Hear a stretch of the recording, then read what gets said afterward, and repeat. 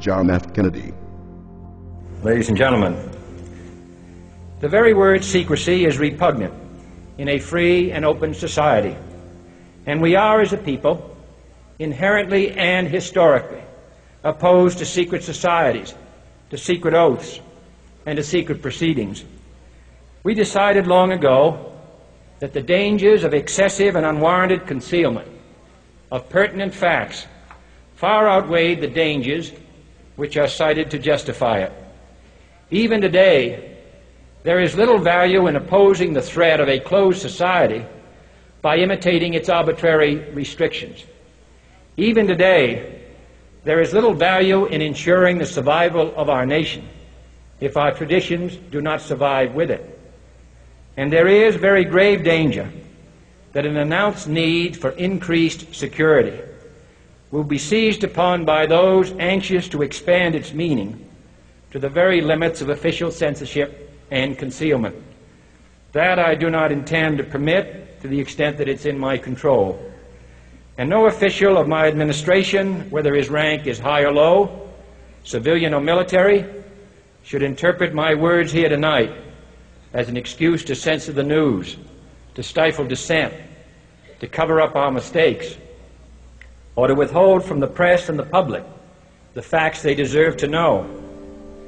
For we are opposed around the world by a monolithic and ruthless conspiracy that relies primarily on covert means for expanding its sphere of influence, on infiltration instead of invasion, on subversion instead of elections, on intimidation instead of free choice, on guerrillas by night instead of armies by day.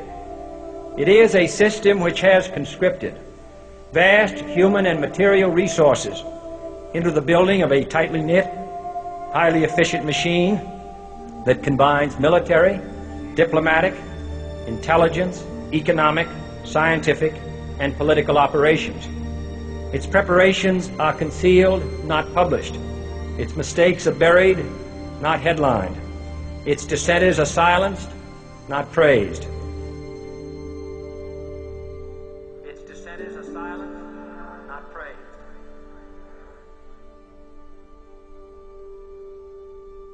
Its dissenters are silenced, not praised. Its dissenters are silenced, not praised. Its dissenters are silenced, not praised. Its dissenters are silenced, not praised. No expenditure is questioned, no rumor is printed, no secret is revealed. No president should fear public scrutiny of his program, for from that scrutiny comes understanding, and from that understanding comes support or opposition, and both are necessary. I am not asking your newspapers to support an administration, but I am asking your help in the tremendous task of informing and alerting the American people. For I have complete confidence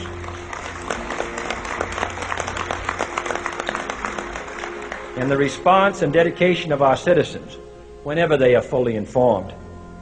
I not only could not stifle controversy among your readers, I welcome it. This administration intends to be candid about its errors, for as a wise man once said, an error doesn't become a mistake until you refuse to correct it. We intend to accept full responsibility for our errors, and we expect you to point them out when we miss them. Without debate, without criticism, no administration and no country can succeed, and no republic can survive. That is why the Athenian lawmaker Solon decreed it a crime for any citizen to shrink from controversy. And that is why our press was protected by the First Amendment, the only business in America specifically protected by the Constitution, not primarily to amuse and entertain, not to emphasize the trivial and the sentimental, not to simply give the public what it wants, but to inform, to arouse, to reflect, to state our dangers and our opportunities, to indicate our crises and our choices, to lead, mold, educate, and sometimes even anger public opinion. This means greater coverage and analysis of international news, for it is no longer far away and foreign, but close at hand and local. It means greater attention to improved understanding of the news, as well as improved transmission. And it means, finally, that government at all levels must meet its obligation to provide you with the fullest possible information outside the narrowest limits of national security. And so it is to the printing press, to the recorder of man's deeds, the keeper of his conscience, the courier of his news, that we look for strength and assistance, confident that with your help, man will be what he was born to be, free and independent.